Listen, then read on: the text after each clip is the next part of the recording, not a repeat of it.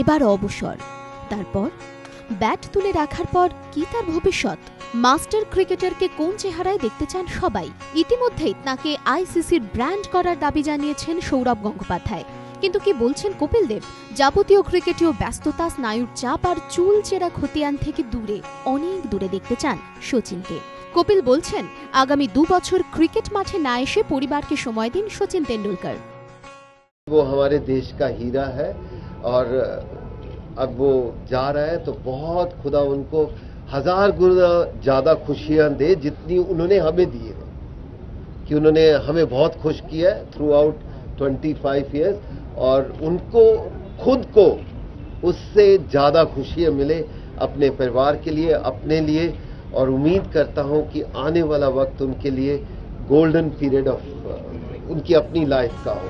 তবে সচিনকে কিন্তু ছাড় দিতে রাজি নন উড়ন্ত শিখ, বরং ক্রিকেট আইকনকে ক্রীড়ামন্ত্রী করার দাবি জানিয়েছেন মিলখা সিংহ। মিলখা বলেছেন, সচিন তেন্ডুলকরকে ক্রীড়ামন্ত্রী করা উচিত। খেলাধুলো সম্পর্কে ওর অগাধ জ্ঞান।